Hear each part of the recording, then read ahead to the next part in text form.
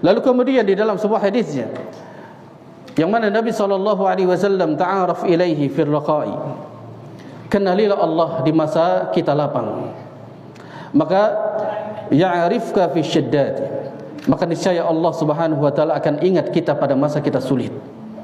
Dan ini sebuah peringatan kepada kita jemaah. Pada saat kita sulit, itu paling banyak kaum muslimin mereka mengadu dan bersimpu minta kepada Allah. Ini paling banyak kaum muslimin pada saat keluarganya ditimpa musibah, entah diberikan penyakit dari orang tuanya, dari istrinya, dari anak-anaknya, lantas dia mulai mendekati Allah Subhanahu wa taala. Namun bagi kita jamaah, Nabi SAW menjelaskan, kendalilah Allah pada saat kita senang. Pada saat kita senang, pada saat kita yang memiliki banyak harta, pada saat kita sehat, tetaplah kita ingat kepada Allah Subhanahu wa taala.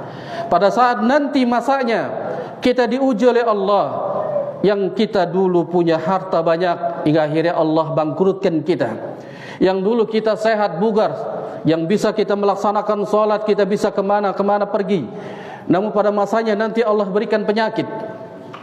Yang kita pada masa muda, nanti lihat pada masa tuanya, itu semuanya akan ada masa-masanya. Maka pada saat kita mulai ingat kepada Allah pada masa muda, sehatnya ingat kepada Allah. Pada saat kita senang banyak harta, ingat kepada Allah. Pada masa kita sehat ini ingat kepada Allah. Pada saat kita susah, Allah tidak meninggalkan kita jemaah. Allah senantiasa akan bersama kita. Karena itulah yang akan dibalas Allah kepada hamba-hambanya yang senantiasa dia ingat kepada Allah. Pada masa dia senang, dia ingat kepada Allah. Ketika Allah Subhanahu wa taala memberikan ujian, maka Allah Subhanahu wa taala akan mendekati kepadanya.